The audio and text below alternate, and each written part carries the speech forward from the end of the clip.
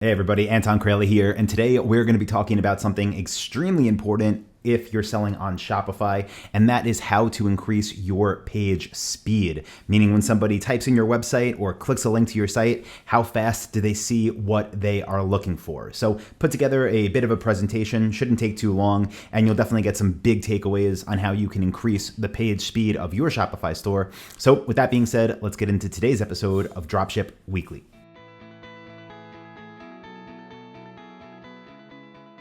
So the first thing that's important to talk about is why even do this, right? Why spend the time watching this video, then implementing what I'm about to say? And honestly, it's pretty simple. First reason is because Google loves fast pages. And if you're trying to get organic traffic, meaning free traffic, there's a lot of different things you can do, on the content side, but page speed is necessary if you want to rank. And the easiest way I can explain this is that if your page speed on your website, if it's not comparable to the top 10 results that are already on the first page of Google search results, then guess what? It doesn't matter how good your content is, you're not going to be there. So again, if you want great organic traffic, your site has to be fast. Now, think about this. Why does Google love fast pages? It's because people that visit them don't bounce. And if you've been in business online for any amount of time, you're probably familiar with the term bounce rate. But basically what it is how many people go to your website and then bounce right away. So they go there and they bounce, they leave, okay? What Google wants is people that click links from their results and then stay, because Google wins when they send visitors to relevant pages. If you think of this from a content side, let's just say you were selling on your website, you were selling, sweaters, and somebody searched for a t-shirt and Google listed a website that sold sweaters and they clicked that, they would bounce right away, right? Because it wasn't relevant. So that's one of the factors that they look at. Again, another big one is how fast that site loads, because if the site doesn't load, people are going to leave. So Google knows the pages, right? Their algorithm knows that the pages are relevant when the visitor they send to those pages stay on them. And yes, Google tracks this. They don't just send clicks and then think, oh, hope that worked. They know what's happening when someone gets to your site. So it's really important to note that you can have the best content. You could have the best product pages. You could be the best in the world at making this stuff. But if your site is slow, Google will not reward you, because visitors will leave your website before they even have a chance to see it and to experience it. I'm going to put up a chart on the screen right now. And this is from a Google report, official Google report. I'll link to it in the description. But this is just showing, exactly what their data says and what I'm talking about. So as a page load time goes from 1 to 3 seconds, that quick, 1 to 3 seconds, the probability of somebody bouncing increases 32%. When it goes from 1 second to 5 seconds, the probability goes up by 90%. 1 to 6 seconds, so just 1 extra second, goes to 106%. And when it goes from 1 to 10 seconds, the probability of a bounce increases 123%. So you could think of this a few ways, right? Obviously, Google wants to send people that stick, which is great for them. But of course, that's also good for us, regardless of how they're finding us, whether it's through Google or Facebook or whatever. Because if we can give them what they're looking for fast, then this data still holds true. They won't bounce, which means we actually have a chance of converting them into a customer. So extremely important on the organic side, but also on our conversion rate side. Now, if you want to test this theory yourself, it's not a theory, Google literally gives the numbers, but if you want to test this yourself, all you have to do is go to google.com, search for a keyword you want to rank for. So I don't know if you're selling, again, sweaters, which I wouldn't recommend, but let's just say you search for like top sweaters, spring 2019 collection or whatever it is, and then pull up the top 10 results that are the organic results in Google, not the AdWords results, even though this does factor into that, but that's a different story. Just pull up all the organic results. check all of the page speeds to see how fast they load, and then see how your site compares, right? If you have a review or a blog or a topic on the top 10 sweaters, see what your speed looks like versus the people that are already there. It's extremely important. And when I say check the page speeds, I don't just mean like open them and like have a stopwatch. I mean use tools from Google that are free that show you what the actual load times are. And if you don't know how to do that yet, I will cover that in just a couple minutes, so you can hold off. But key point here being that the fact that you might think your website, your Shopify store, you might think it loads super fast on your computer when you're on a fiber connection, or it might load super fast while you're on your cell phone on an LTE connection, but that's not good enough. Okay, you need to be fast, as fast or faster than your competition if you want to rank organically. And again, you're going to get the added benefit of people that come from any traffic source sticking on your site longer because they see what they want. And then of course, having them become customers. So let me show you how to check your site speed. We actually do this 2 different ways, and there's a ton of different tools that you can use. We actually do use different ones to test different things, but since this is kind of an introductory video, I'm just gonna go over 2 main ones that everybody should use. First, I'm going to show you how to check your site speed on desktop, and then I'm going to show you how to test it on mobile. The links are pretty long and pretty ugly, so what I'm going to do is switch screens right now and I'm going to go through this test, but I'm also going to post the links below this video so you don't have to try to type out 70 characters. Just click the links below. But let me switch screens and I'll show you this in action. All right, so the site that I'm going to run these tests on is a dropship lifestyle demo site. This is actually a really good example because this site is not, it does not have the optimizations that I'm going to talk about implemented. So the good news is this is probably going to be representative of what you will see when you test your store if you have not optimized anything yet. So again, just a dropship lifestyle demo store. And what I'm going to do is just copy this URL. Another important thing, which we'll talk about a little bit later, but you will want to test individual pages. So things like your home page, your about us page, your contact us page, any kind of like resources page, your product pages, they're probably going to be mostly the same, but you do want to test different pages because there'll be different elements on each of them that could cause things to slow down. So this is, it's not just like a site-wide thing. The pages that you want to load the fastest and the ones you should probably focus on first are your high traffic pages. So again, things like your home page and things like your top product pages. But typically when you optimize your product pages, it will optimize throughout the site for most elements. But what I'm going to do is go to this website first, and it's just Google Pagespeed Insights. Again, link will be below this, and all it does is asks for your web page URL. So I will click here, and I will put this website, this web page, and I'll wait. So right now it's just crawling that page. It's figuring out, what's good about it, what's bad about it. And then it's giving me a score. So I have an 87, again, without optimizations put into place. This does give mobile and desktop. I'll just come over here to desktop first. So for desktop, I got 100. Okay, well, that's a bad example because I said this page isn't optimized. But yeah, the good thing about that and the reason why it's probably so fast is because it's built using our theme, which is optimized. And it does have apps installed, but they're lightweight apps. We'll talk about the difference between kind of resource heavy and resource light apps in a few minutes, but that's great. Okay, what that tells me is I really don't have to do anything to optimize this. So let's see if there's any suggestions at all. So one thing in diagnostics where I have a little red flag here, leverage the font CSS feature to ensure the text is user visible when web page is loaded. So that's something I probably wouldn't even do myself, but if I wanted to, I can Google that and see how it's done. There's really nothing that came up. As you could see from how the site loads, it's fast all around. So that's great. Let me find a site that would maybe give me optimizations, because I don't want to just show you, oh, here's a perfect example. I'll go to Petco because this is a demo pet store, and let me pull up one of their product pages. So I will take this one, and then I am going to come back here, and I will analyze this Petco page and see what they give, see if they give any optimizations that we can get usable feedback off of. And typically, like some of it, as you saw there, some of the terms are like technical, and you might look at them when you're analyzing your store and be like, I have no idea what that thing means. And that's the beauty of Google, right? If it's giving you errors or it's giving you improvement suggestions, what you want to do is just copy what it says, go on Google, search for it, and guess what? Someone else has talked about it before, and someone else has come up with a solution for how to optimize. So hopefully here we see some issues, and we'll be able to do that as well. So let's see, let this one load up, 90%.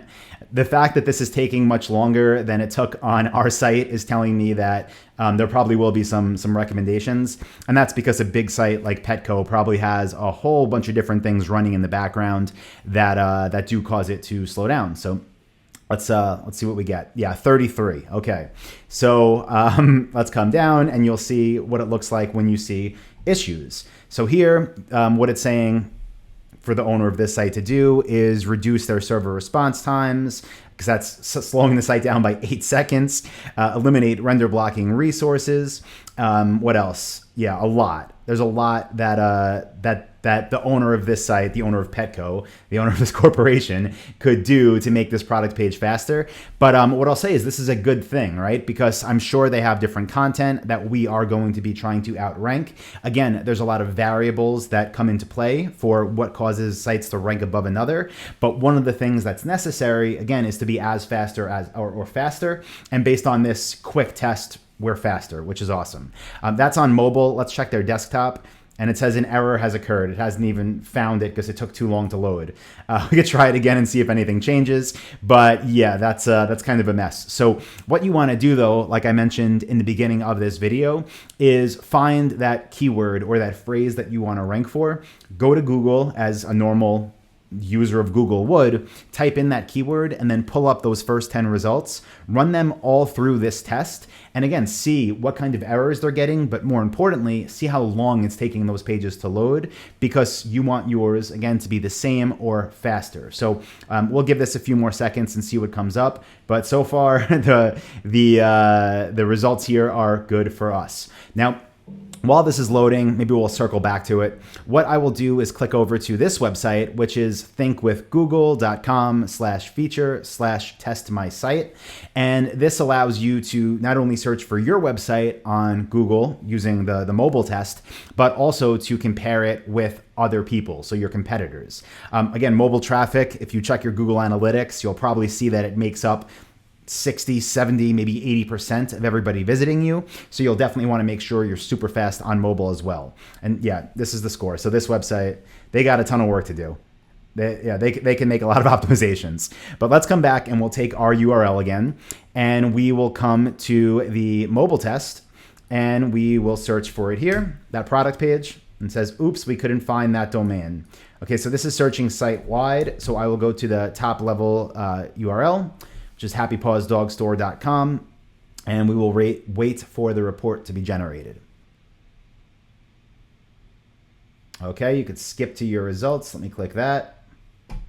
And it says your mobile page speed is 2.2 seconds on a 4G connection. That is average. Okay, average page start to load in 1 to 2.5 seconds. Now, again, is that good or is it bad? 2.2 seconds isn't slow, but again, what we have to compare it with are the sites that we're competing with, right? Because that's what's going to determine if it's going to benefit us or not. So you could do the same things here where you click optimize, right? And it'll show you different recommendations of things you could do. You can click through it. You could generate the free report to optimize it yourself. But what a good thing to do is click this right here. All you have to do is scroll down. So you have your results and you could scroll down, and then it says benchmark industry leaders. Now, since this is a demo site, I really don't know who the industry leaders are. I just thought of Petco because they're probably the biggest pet store in the world. So I'll just put them in, and you could just enter the competitor's website right there. And I'll leave it as United States and 4G, since that's what we'd be working with. And you see here, Their site speed is 3.9 seconds. So again, ours is 2.2, which Google is considering average, but it's almost twice the speed of petco.com. Again, what we really do and what I recommend you do for your actual pages that you want to rank is go on Google, find those pages you're competing with, put them all in here, and then it allows you to enter 10 of them so you could see how you compare versus those 10. Okay, so that's the mobile test. Now, again, what do you do with this info, right? What do you do when you find that your site is already better than everybody? What do you do if you find that your site is just dramatically slower? I would say either way, you should focus on optimizing because you do want it to be as fast as possible while not stripping everything out of your site, right? So here is what I recommend doing. I'll switch screens now. We'll go back into Keynote and I'll take you through the steps that you should take on your own store. So if you run these tests for yourself, and again, you notice that your site is just, below average or just not as fast as you think it could be, here are some quick tips that should not take long that can drastically, okay, this is like the 80-20 of optimization. These are things that could drastically increase how fast your pages load. And again, how much traffic you then get in return for that and how many people stay on your website and buy. So the first tip I can give you to increase your speed is to use a fast theme. So if you use Shopify, you know that they have a theme store. You can use free themes, you can use paid themes, you can build your own themes. But the thing with themes are some are high quality code and some are not. So for recommendations for fast ones, the one I just showed you is the Dropship Lifestyle Shopify theme. If you're part of Dropship Lifestyle, it's a great theme to use. We use it. It's built for speed. Another company that I would highly recommend that makes excellent themes is called Out of the Sandbox. Just Google them. They have a whole bunch of different themes for Shopify. I like all of them. They are expensive for themes. They're like $350. But if you want to use a theme that's not the Dropship Lifestyle theme, I would recommend them because again, they're also built for speed. So those are the two places I would look. Now, the reason it's so important to get one of these themes is because when it comes to software and technology, there's a term in the computer science space that's garbage in, garbage out. And that's very, very true with any type of platform that you build on. So the way you could think about Shopify is they give you like the base of a platform, and then you control what you want them to do with that, or you control how that's going to look. And again, the theme is the foundation. So you could put a theme that's very well coded, meaning there's not extra bloat, meaning everything is as perfect as it can be. And if that's what you give it, it's going to give you a great result. But if you give it some random theme that somebody made that has no idea how to code and it was the first thing they put together and you install that on your website, well, then you're giving Shopify garbage to work with. And the speeds that they give you are going to be ridiculously slow as well, because again, you're not giving them anything to work with. So Shopify as a standalone thing, again, is excellent. It's lightning fast, but you got to give it a good theme or else you're going to get terrible results. So again, Dropship Lifestyle Shopify theme is great. If you're a member of Dropship Lifestyle, you get that. It's not in the theme store or anything, but you get it if you're a member of Dropship Lifestyle and my coaching programs. Okay, what else can you do? Another thing with this whole garbage in, garbage out mentality is the other stuff that you add once you build your store. And a big one is the apps. So you've heard me talk about Shopify, I'm sure. And you know one thing that I love about Shopify is the App Store, because there's just so many amazing things. And we install new apps all the time, always trying new ones, always removing ones that don't work. And this is a key, okay? With Shopify, you want to take advantage of the apps, right? A lot of them will help you with conversion rate and customer satisfaction and just all your processes. But you should only keep what is getting results. If you're new or when you first signed up for Shopify, if you went into the App Store and saw all these amazing things and installed 20 different apps, okay, that's great, but are you still using them? And the ones that you're using, are they actually doing anything to benefit your business? And if the answer is no to either of those questions, then you want to remove them. Now, here's the other key. When you just click, uninstall and you delete the app from your Shopify account, it's not totally gone. Okay, if you're being billed for it, you won't be billed anymore. You won't see it in your dashboard anymore. But the way that apps work, most of them, is that when you install them on your website with that one-click installation, what's happening is in the back end is that app is taking their code and they're adding it to your code on Shopify. I'm not going to get technical here, but this is how this stuff works. So again, what they're doing is basically injecting their code into your website to get their app to work. Now, when you uninstall the app, it doesn't strip that code. That code they put there still lives on. A lot of it does. And if the app is slowing down your website, you have to have that code removed. So my advice is when you remove apps from your store, reach out to the developer that makes whatever app it is, super easy to find in the App Store, and just say, hey, how do I make sure that I remove all the code?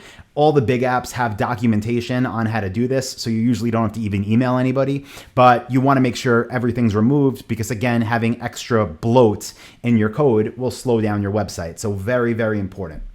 Next tip I can give you is to optimize your media files. Now, mainly images, also things if you give like, PDF downloads on different pages, if you have other forms of media uploaded, you want to have those as optimized as possible. And what you can do here is if, let's just say you're selling whatever, again, you're selling sweaters and your supplier sends you images that are 6,000 by 6,000 pixels and they're 20 megabytes and you're uploading those to your product pages, well, then when somebody goes to your website, it's going to take forever for it to load. So all those really high resolution images, those can be made smaller. You don't want to make them so small that people can't see what they're looking at. You still want them to look good. But again, those massive, massive files can be made smaller. Once they're made smaller, they can be compressed. Now, what that means is if an image file is, let's just call it 1200 by 1200 pixels, you could still compress that file size without making it smaller. Now, there's different Shopify apps that do this. Just go into the Shopify App Store and search for image compression, or you can use a free tool like tinypng.com, and that allows you to upload your files, your media files, PNG images, and JPEGs, and what it will do is make them smaller files. Still look great, still look exactly the same, but instead of being maybe a 2 megabyte file, it'll be a 500 kilobyte file, basically just meaning it'll load 4 times as faster. So very important because, again, whatever you give Shopify is what they're going to load. If they have to load bigger files, it's going to take longer. So definitely do this as well. Now, the next tip I can give you is to use Google Tag Manager. And this is true if you're running a whole bunch of different scripts on your website. Again, might be a little bit advanced. If it sounds like it is, then don't worry about it. But if you use lots of different marketing tools, they give you little lines of code to put on your website, right? And with this code, typically we're copying and pasting it into our file that's called theme.liquid on Shopify. And the more codes you add, the slower your site will load because it's going to wait for one code to load, then the other will start, then another will go, and eventually you just have all this stuff loading that slows down your site. Now, Google Tag Manager is a free tool from Google that basically allows you to place one code on your website, and within that code, you basically tell Google, here's the things that I want to show, right? Here's all those other scripts. And again, I know this might sound a little advanced if you don't have a store yet, if you're not doing this yet, but basically what this allows you to do is take control over what tags you want to load on specific pages. So let's just say, for example, you're using a marketing tool that gives you a line of code and you only want it to load on your product collections in, blue sweaters. Well, you can tell Google, hey, only load this code on my blue sweater pages. And what that's going to do is, again, save you that extra load time on all these other pages. So you control what tags are fired on what pages and when they are fired.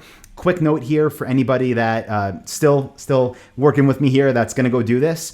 If you set up Google Tag Manager, do not include tags for Google Analytics or for your Facebook pixel. You want to add those natively through Shopify. And again, use Google Tag Manager for all the other marketing or tracking codes that you're going to be putting on your website. Okay, next thing that's worth talking about for everybody that's already getting organic results and that wants to take it to the next level. I'd say while everything else you should definitely do, this one's kind of optional. And that is to implement what are known as AMP pages. AMP stands for Accelerated Mobile Pages. So I wrote pages, didn't really have to, but this is basically a way that you can have your website load almost instantly on mobile. Like someone clicks it and basically it's just there. This is not something you can do natively in Shopify. You'll have to use an app.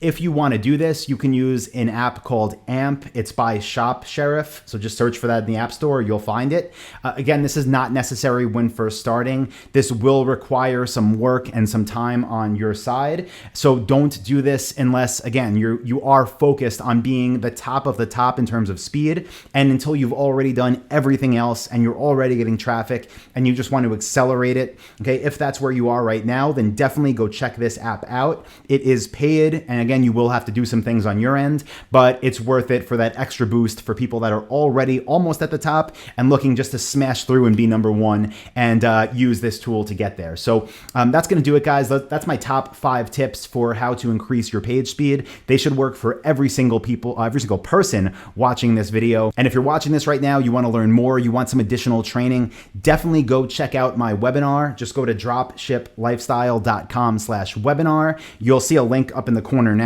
It'll take you to a page that looks like this. When you get there, just click yes, reserve my seat. It'll show you the times available. Get registered. It's about a 2.5-hour free training. I go deep into a lot of what we've been talking about, but also how to find products, how to get suppliers, how to set up your website. Again, all for free at dropshiplifestyle.com/webinar. So go check that out. And as always, if you got value from this video, please do give it a thumbs up and let me know in the comments and click subscribe if you haven't done so already. So with that being said, I'm going to get back to my day and I will see you all next week for our next episode of Dropship Weekly.